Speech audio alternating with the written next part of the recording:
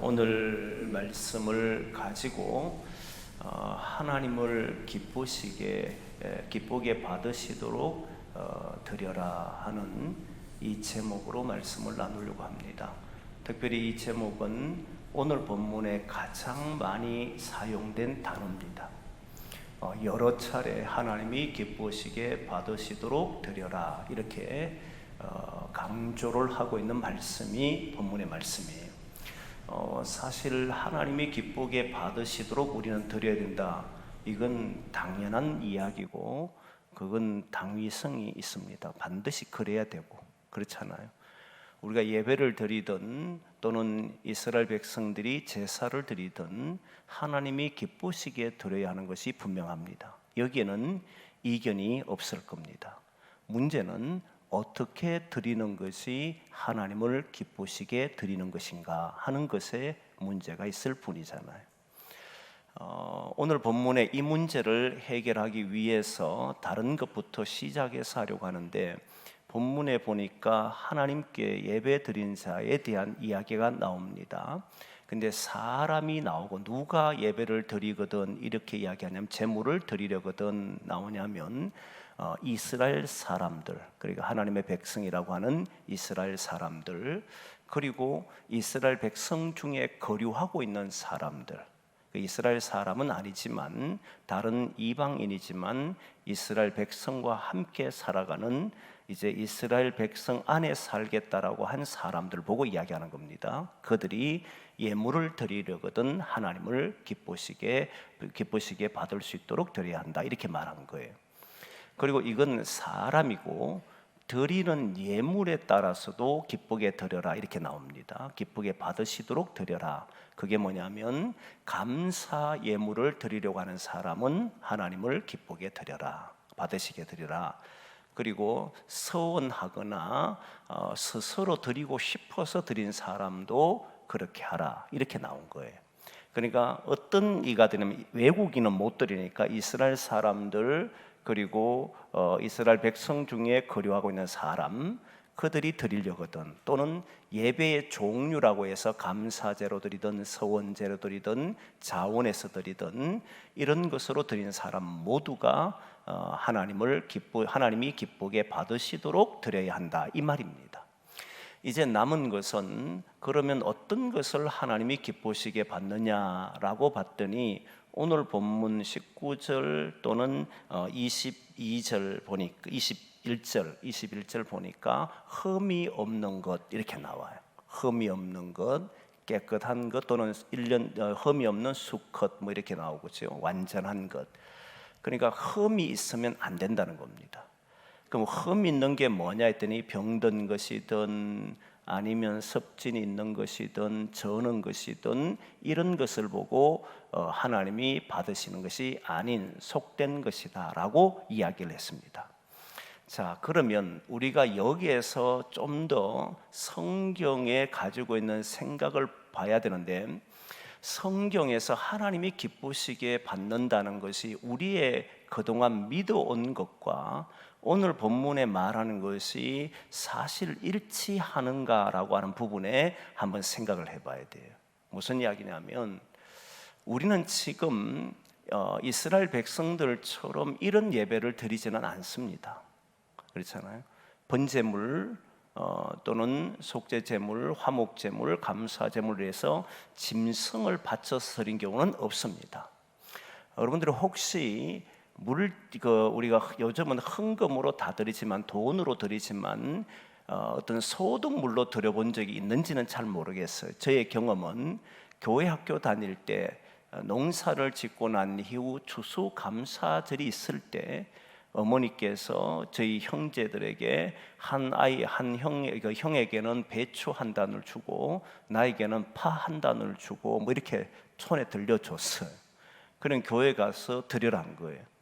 그 이후에는 어떤 농사를 짓거나 어떤 일을 하고 난 뒤에 수확물을 가지고 하나님 앞에 드려본 적이 없는 것 같습니다. 제 기억 속에. 여러분들은 혹시 저보다 또 신앙생활 오래 하신 분이 있을 수 있으니까 과거의 분들은 그렇게 드렸을 수도 있다고 생각해요.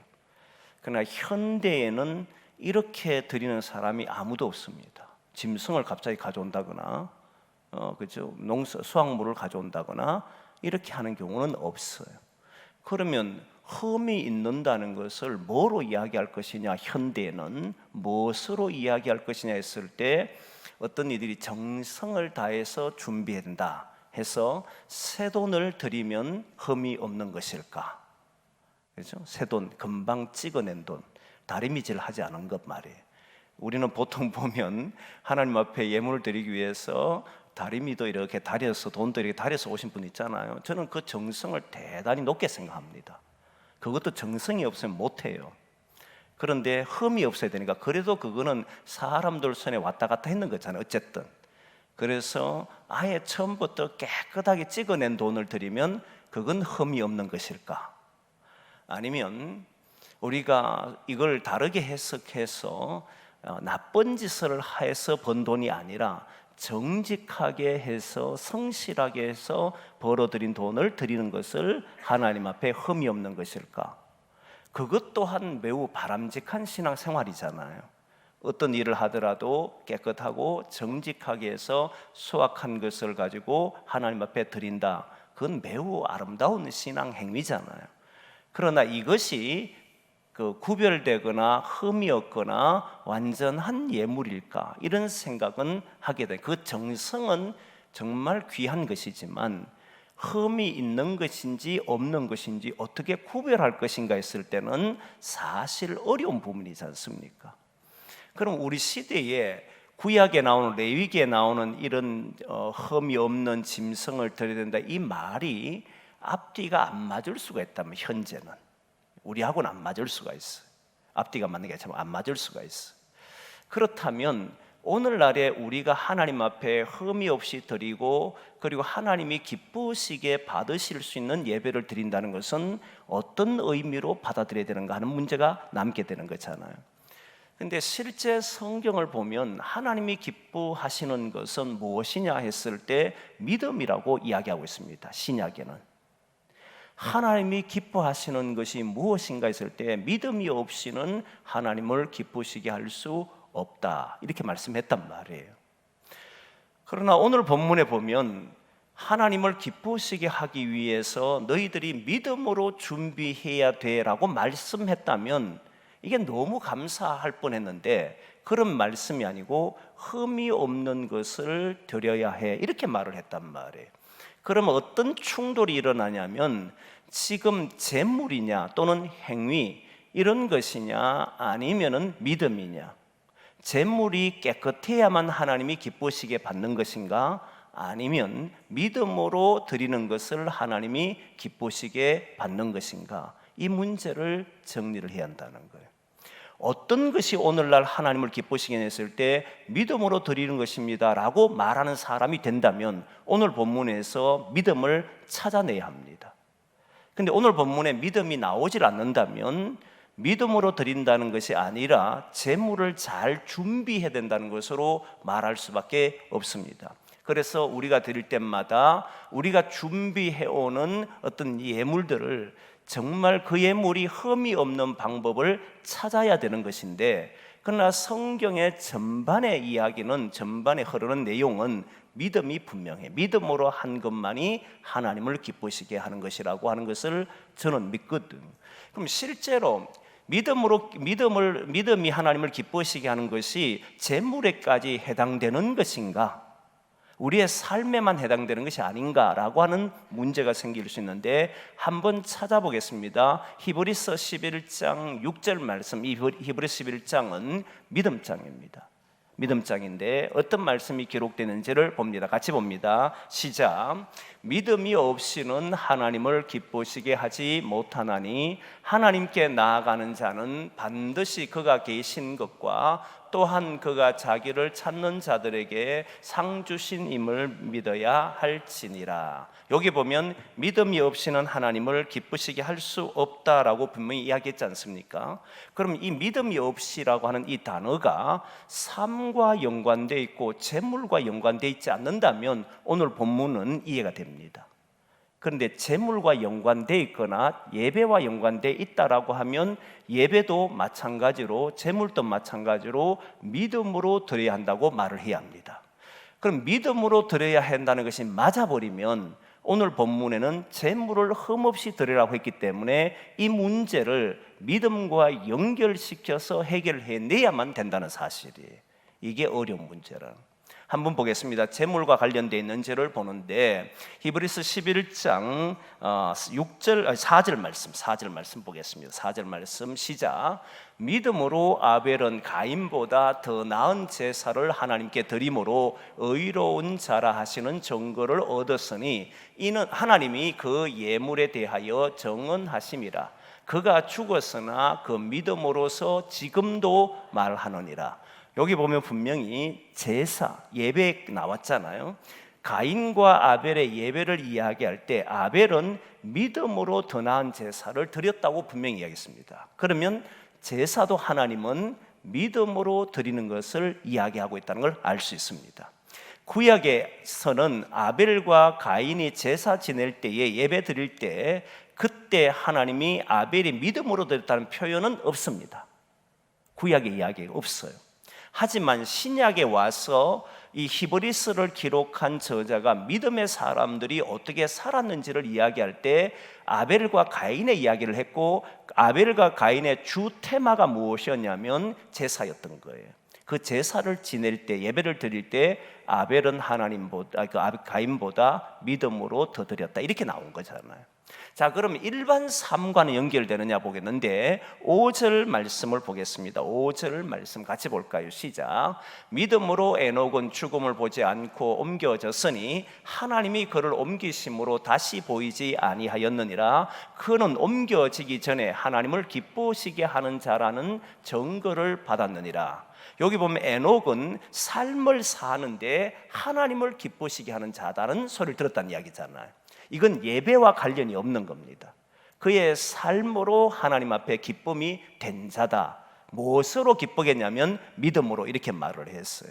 그럼 노아도 보는데 7절 말씀, 히브리서 11장 7절 말씀 보겠습니다. 같이 봅니다. 시작. 믿음으로 노아는 아직 보이지 않는 일에 경고하심을 받아 경외함으로 방주를 준비하여 그 집을 구원하였으니 이로 말미암아 세상을 정죄하고 믿음을 따르는 의의 상속자가 되었느니라. 아멘. 자, 여기에도 보면 노아가 예배를 드렸기 때문에 예배를 드릴 때 믿음으로 드렸기 때문에 하나님 기쁘시게 받은 자나 또는 의로운 자라 한 게 아니고 하나님의 명령을 따라서 방주를 지었기 때문에 그의 삶에서 하나님의 말씀에 따라서 살았기 때문에 하나님은 그를 의로운 자다 또는 하나님 이를 기뻐했다 이런 말이잖아요. 그리고 6절에 조금 전에 읽었던 6절의 말씀에 믿음이 없이는 하나님을 기쁘시게 못한다 이 말을 남겼던 것은 모든 예배, 삶 모든 것을 포함해서 하나님이 기뻐하는 게 뭐냐라고 하면 믿음으로 하는 행동을 기뻐한다 이 말이었던 거예요. 그러면 다시 이제 오늘 본문을 돌아와서 보면 하나님이 기뻐하시는 예물은 재물은 무엇이냐라고 했을 때 흠이 없는 것이라고 오늘 분명히 이야기했잖아요. 하나님이 기쁘시게 받을 수 있는 재물을 드려라, 기쁘시게 받도록 드려라라고 했을 때 그때 내용을 보면 흠이 없는 것, 완전한 것이라고 하는 표현을 썼단 말이에요. 믿음을 어디에도 찾아보기 어렵다는 겁니다. 이러면 하나님이 이곳에는 이렇게 말하고 저곳에는 저렇게 말했을 때 우리는 헷갈릴 수밖에 없잖아요. 예전에 한 친구가 고등학생 친구가 자기가 참 헷갈린다면서 찾아왔어요. 뭐가 그래 헷갈리냐 했더니 우리 아버지 어머니를 이해할 수 없다는 거예요. 너 아버지 어머니가 뭘 했는데 네가 이해를 못하냐 물었더니 자기가 고등부의 지금 회장인데 이제 여름 성경학교 여름 수련회를 준비하고 있는데 이제 수련회 가려고 짐을 싸고 있으니까 못 가게 한다는 거예요. 왜 못 가게 하냐니까 공부하라고 했다는 겁니다. 왜 그게 이해 안 되냐? 나는 이해가 된다 이랬더니 목사님 왜 이해되냐요? 당연히 부모고 공부하고 하라고 말할 수도 있지. 그런데 왜 그게 이해 안 되냐 물었더니 그랬더니 이 친구 하는 말이 아버지 어머니가 평소에 한 말이 있다는 거예요. 뭘 말했느냐면 나는 너에게 바라는 것이 딱 세 가지인데 많이도 안 바라고 세 가지를 바라는데 제일 중요한 게 신앙이다. 두 번째는 건강이다. 마지막 세 번째가 공부다. 이렇게 얘기했다는 거예요. 그걸 계속 이야기해 왔다는 거예요. 그런데 정작 신앙생활 하려고 하니까 못 가게 하는 것, 뭐 때문에 못 가게 한다는 거예요? 공부 때문에 못 가게 하는 것, 이것 때문에 도저히 이해가 안 된다는 거예요. 그래, 그 말 들으니 이해가 안 되네. 그 너희 아버지 어머니는 평상시에 했던 말과 그리고 지금 실제 문제가 닥치니까 하는 말의 행동이 달라지니까 이해가 되지 않는 거다, 이 말이지 했더니 그 말이 맞다는 거예요. 근데 나는 오히려 이해가 잘 되는데, 그러니까 그게 어떻게 이해됩니까? 그러니까 어머니 아버지가 진짜로 신앙을 제1번으로 삼았을까 삼지 않았을까? 어땠을 것 같습니까? 삼았습니다. 1번이 신앙이 맞아요. 2번이 건강도 맞고요. 3번이 공부도 맞습니다. 근데 왜 지금 어머니 아버지가 교회에 수련회를 간다는데 공부하라고, 지금 학원 가라고 그래 이야기했을 것 같습니까? 이 말은 이 어머니 아버지가 신앙을 버리거나 신앙의 행위를 하지 말라고 하는 게 아니고, 평소에 네가 하는 짓을 보니까 아예 공부를 안 하고 산다는 거예요. 무슨 말 이해돼요, 이 말이? 그러니까 아버지 어머니가 신앙생활 못하는 게 1번이 맞아요. 근데 평소에는 공부한다고 해가지고, 예를 들면 신앙생활 한다 해가지고 공부를 야가 좀 3번이니까 이렇게 공부를 이렇게 하는 것도 잘 이렇게 하거나 이러면 참 좋은데 그걸 다 등한시해 버렸어요. 그리고는 지금 와서 무슨 소리 하는 거예요? 나는 신앙생활을 위해서 간다고 이야기하는 거예요. 그러니까 어머니 아버지가 속이 상한 거죠, 사실은. 근데 사실은 속이 상했는데 어머니 아버지의 생각은, 저는 생각했을 때 그 어머니 아버지는 안수 집사님 집안이었거든요. 그러니까 저는 생각했을 때 그 부모는 신앙을 우선으로 생각했습니다. 그런데 실제 이 아이의 삶이, 평상시의 삶이 자기의 역할을 하질 않았던 거예요. 근데 지금 와서 뭘 이야기한다는 거예요? 나는 신앙을 엄마 아버지가 1등으로 말해왔기 때문에 나는 이걸 하려고 갑니다, 이러고 있는 거예요. 평상시 네 삶이 어떠냐 물었습니다. 했더니 엉뚱하게 사는 거예요. 그러니까 내가 그 말하지, 너 어머니 아버지가 네 신앙생활 못하도록 하는 게 아니고 네 보고 제대로 살아라고 이야기하는 것이다. 내 그 말을 해줬어요. 그랬더니 이 친구도 이해를 했지요. 근데 사실 우리는 앞에 하는 이야기와 뒤에 하는 이야기가 달라지면 누구든지 헷갈리게 돼 있습니다. 오늘 구약에 보면 믿음으로 행해라고 하는 것이 아니고 제물을 드릴 때에 흠이 없는 것으로 드려. 뭐에 포커스가 맞춰져 있냐면 제물에 포커스가 맞춰져 있습니다. 제물을 잘 구별하고 흠이 없는 것을 찾아야 되고, 저는 것이나 병든 것이나 없는 것을 드리는 것으로, 그것이 하나님 앞에 깨끗하고 흠 없는, 하나님이 기뻐하는 예배로 이렇게 생각하도록 되어 있다는 거예요. 딱 그렇게만 보이게 되어 있습니다. 그런데 하나님은 그런 정도의 말씀하신 게 아니에요. 1차, 왜 제가 그렇게 생각하냐면, 첫 번째 이유는 여러분, 하나님께서 외국인이, 오늘 본문에 외국인이 나오는데 외국인이 드린 예물은 받지 않도록 합니다. 외국인이란 이방인 말하는데 이스라엘 안에 거류하는 사람이 아니라 하나님을 믿겠다라고 하는 사람이 아닌 사람들이 제물을 드리고 갈 때에 거절하는 겁니다. 근데 거기에는 그 사람들이 이 조건에 맞추었다고 해도 안 받습니다. 그죠? 그들이 깨끗하고 절지도 않고 병들지도 않고 누가 봐도 튼튼하고 누가 봐도 깨끗한 제물을 가져와서 예배를 드리, 이 제물을 구별했지 않느냐, 받아주십시오라고 해도 이들의 것은 하나님이 기쁘게 안 받는다는 겁니다. 다시 말하면 하나님의 생각은 제물에 있지 않다는 것을 알 수 있습니다. 이해됩니까, 여러분? 우리는 지금 제물을 구별했는데, 이게 유대인들이 나중에 문제가 됐는데, 유대인들은 제물에 국한하다 보니까 그 행위를 하는 그 사람을 보질 않았어요. 이게 문제가 된 거예요. 예를 들면 성전 청소 사건이 있었습니다. 성전 청소는 성전 안에 물건을 파는 행위들이 벌어졌잖아요. 그 파는 것은 하나님 앞에 예배를 드리는 재물 문제였습니다. 왜 재물을 성전 안에 팔았느냐면 그 당시에 구약의 이제 마지막 시기쯤 되면 사람들이 하나님의 말씀대로 순종하고 살아도 실제 삶의 변화가 없으니까 이제 신앙이 형식화로 빠지기 시작합니다. 그러니까 사람들은 재물 나는 깨끗한 거 가져와서 드렸어라고 하는데 보니까 문제가 있고, 이게 발견되니까 제사장들이 금열 한 금만 드리도록 했어요. 이들의 생각은 진짜 순수했습니다. 깨끗했습니다. 하나님 앞에 바르게 예배를 드리려고 하는 것에 있었습니다. 그럼 이스라엘 백성들이 가져오는 재물을 확인해 봤더니 그게 병든 것이 있으니까 난감하게 이럴 데 없잖아요. 멀리서 때로는 몇 달 걸려서 오는 사람도 있고 하는데 다시 돌려보낼 수도 없고, 이런 여러 가지 문제가 생기니까 이들에게 재물을 드릴 수 있는 방법을 제사장이 확인한 것만 드리도록 하면 문제가 없었단 말이에요. 이게 어떤 문제를 낳았느냐면 사람들의 준비하는 마음은 없었다는 겁니다. 그냥 와서 물건만 사면 되는 거잖아요.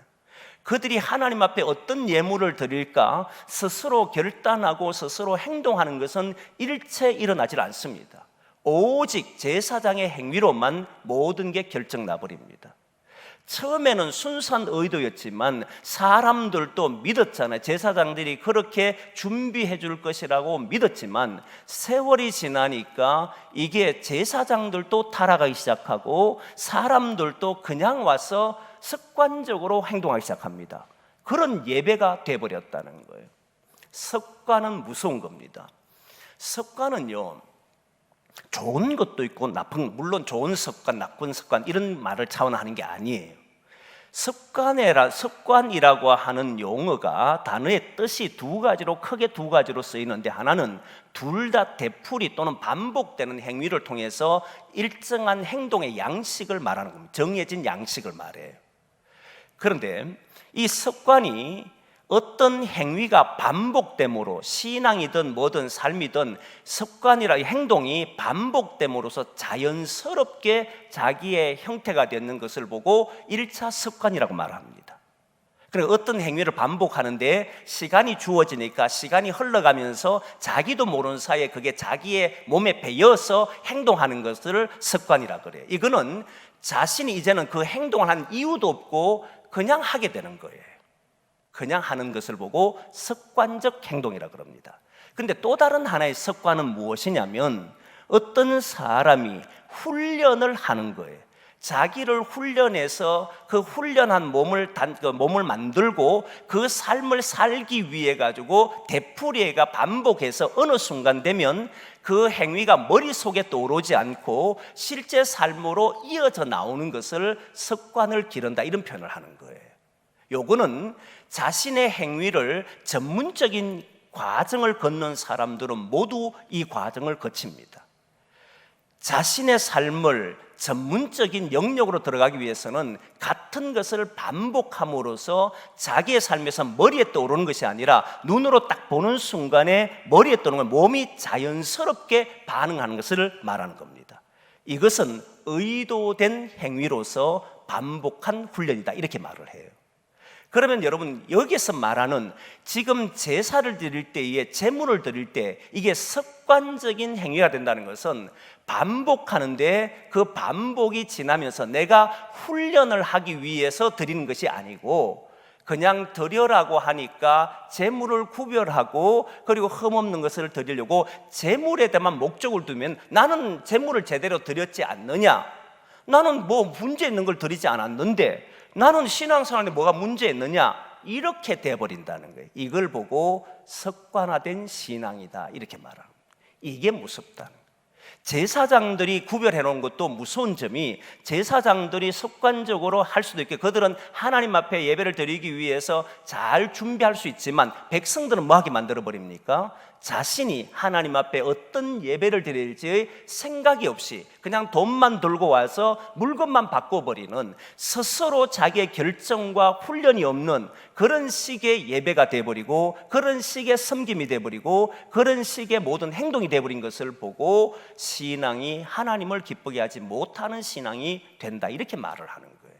이건 저는 잘못된 습관이라고 보는 겁니다. 이게 무섭다는 거예요.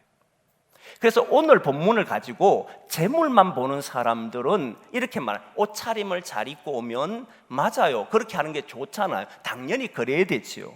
우리의 교회 올 때 성경책 잘 챙기고 주님 앞에 드릴 것도 가져오고 그것을 귀하게 보고 그것만을 생각해 버리면 그 사람이 어떤 마음으로 준비했는지, 그 사람이 어떤 자세로 하나님 앞에 드리는지가 없어져 버린다는 거예요. 그러면 오직 재물에만 관심 있고 내가 드려야 되는 행위에만 관심을 두게 된다는 말이에요. 이게 무섭다 이 말을 하는 겁니다. 그래서 성경은 오늘 본문에 흠없는 것으로 하나님을 기쁘시게 하도록 드리라고 하는 것으로 끝낸 것이 아니라 결정적인 이야기를 31절부터 합니다. 이게 이제 믿음과 연결되고 있는 거예요. 한번 보겠습니다. 31절부터 해서 33절까지 같이 읽겠습니다. 읽습니다. 시작.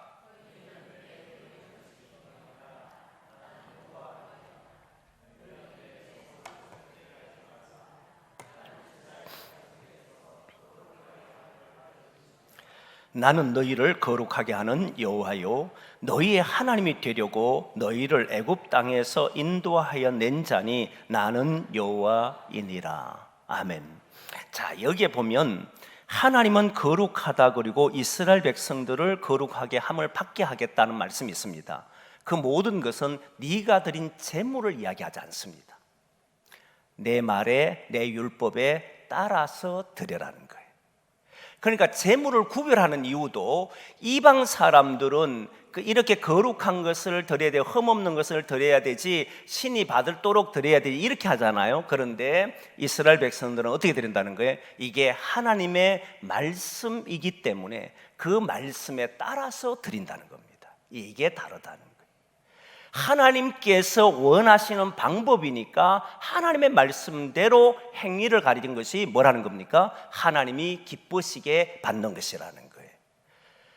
아무리 좋은 예물을 준비했다 할지라도 하나님이 준비하라고 명하지 않는 것을 드리는 것은 하나님이 기쁘시게 받지를 않습니다. 대표적인 예가 아간이지 않습니까? 아간이 좋은 외투를 숨겨두고 하나님 앞에 드리려고 했다라고 했을 때 하나님은 결코 기뻐하지 않았습니다. 사울도 전쟁을 치르고 난 뒤에 좋은 것을 남겨뒀습니다. 이유가 뭐냐면 변명을 했지만 그의 마음은 이미 잘못된 행위를 걸었잖아요. 그는 하나님 앞에 좋은 것으로 드린다라고 말을 했는데 사실은 그 물건을 남기고 싶었잖아요. 들키니까 뭐라고 얘기합니까? 하나님 앞에 번제물로 드리려고 했다고 이렇게 얘기했잖아요. 그 물건은 너무나도 좋았습니다. 누가 봐도 탐낼 만큼의 물건이었고 하나님이 기뻐할 줄 알았지만 하나님은 그 제물을 보고 기뻐한 적이 없습니다. 그의 모습이 하나님의 말씀에 따라 행동했느냐 안 했느냐를 봤던 겁니다. 이게 분명하다는 거예요. 그러면 보실까요? 이제 믿음으로 하는 것을 하나님이 기뻐하신다 했을 때 믿음은 그럼 무엇인가라고 했을 때 믿음은 하나님의 약속의 말씀을 믿고 그것을 믿기 때문에 그 말씀에 따라 사는 행위를 보고 뭐라 그럽니까? 믿음이라고 말하는 거예요. 우리는 믿음으로 하나님을 기쁘게 한다라고 하는 이 모습은 단순히 내가 믿습니다라고 말하는 것을 하는 게 아닙니다. 제가 우리 교회에 와서 여러 차례 입에 닳도록 강조하는 것이 믿음은 내용이 있어야 된다는 것을 강조했습니다. 믿음에 내용이 없으면 공허한 신앙을 하게 됐습니다. 하나님께서 죽은 자도 살리신다는 것을 우리가 믿느냐? 믿는다면 기독인은 포기란 말과 절망이란 말을 하지 않습니다. 저주, 벌을 이야기하지 않습니다. 이방 사람은 되지 않으면 안 되는 이유 때문에 포기해버린데 포기하는 것을 뭘로 하느냐 하면은 전에 주일날 이야기 다 했잖아요. 뭘로 포기하냐면 운명이라고 하는 것으로 포기해버립니다. 유대인들은 하나님께서 벌을 내린 것으로 저주한 것으로 말함으로써 결국 포기하도록 만들어버립니다. 근데 기독인은 하나님이 예수 그리스도를 죽은 자 가운데 살리셨다는 걸 믿기 때문에 포기란 단어가 없어요. 나면서부터 걷지 못한 사람 일으킨 것은 우리가 볼 때 일어날 수 없는 사건이고 산을 들어 바다에 던져라 해도 되느냐 했을 때 우리가 볼 때는 안 되는 사건이어도 하나님은 일으키신다라고 하는 믿음을 가지고 있다면 우리는 어떤 행위를 하냐면 삶에서 그 말씀을 믿고 우리는 그 모든 삶에서 걸어간다는 거예요. 이게 하나님이 기뻐한다는 거예요. 예배를 왜 드리느냐 했을 때 우리는 예배를 드리러 오는 것으로 많은 사람이 생각하지만 맞아요. 이거는 1번 기본적인 자세예요. 하나님 앞에 예배를 드리는 것은 기본적인 자세지만 그보다 훨씬 더 중요한 것은 우리는 하나님의 말씀을 듣고 어떻게 살지를 결정해야 하는 곳입니다. 하나님의 말씀을 듣는 곳이 예배를 드려버리면 드리는 것으로 끝나나 버리는데 그게 아니라 내가 사는 길은 주님의 말씀을 들을 때다. 주님 말씀 듣고 기도는 그 말씀에 따라 나는 오늘 또 믿음으로 살겠습니다 라고 할 때 그 예배는 살아있는 예배다라고 이야기하고 모든 종교와 다른 예배다라고 이야기도 하고 그것을 보고 믿음으로 드린 예배다 또는 하나님이 기쁘시게 받으시는 예배다 이렇게 말을 하는 거예요.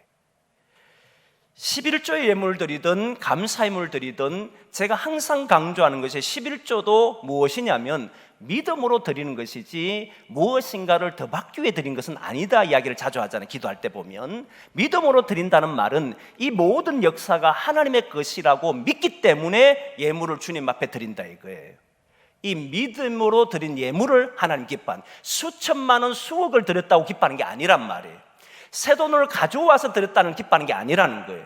그가 나쁜 짓을 하고 해서 드렸다기 때문에 그건 당연히 안 받는 거고 정직하게 해서 와서 버려드린 것을 드렸기 때문에 기뻐하는 것도 아니라는 거예요. 뭘 기뻐하느냐 하면 이게 하나님이 주신 것이라고 하는 믿음을 가지고 그 말씀을 믿기 때문에 내가 주님 앞에 드릴 때 그때 그것을 하나님은 기뻐하신다 이렇게 되는 거란 말이에요. 그렇죠. 그래서 하나님이 기뻐하는 게 뭐냐면 하나님의 말씀에 따라 행동하는 것이다. 구약의 말씀과 신약의 말씀이 다른 것이 아니고 결국 구약에도 믿고 행하는 사람 아무리 좋은 예물을 가져오고 해도 외국인이라면 받지 않는 것처럼 하나님의 말씀을 받은 백성들이 그 말씀에 따라 행동할 때 하나님이 기쁘시게 받는다네. 그러면 다시 정리를 해보면 믿음과 재물이 할 때에 이 재물의 포커스가 있는 것이 아니고 그 사람의 자세, 믿음이냐 아니냐에 포커스가 있다는 겁니다. 그래서 저와 여러분들이 주님을 향한 마음을 가지고 믿음으로 예배하는 모든 것이 하나님으로부터 옵니다. 죽은 자도 살릴 줄 믿습니다. 그리고 우리의 길을 친히 인도하실 줄 믿습니다. 이 믿음으로 모든 일들을 해갈 수 있는 삶에서뿐만 아니라 예배 속에서도 그런 예배를 드리고 그렇게 삶으로 하나님을 기쁘시게 할 수 있는 삶이 되기를 소망합니다. 기도하겠습니다.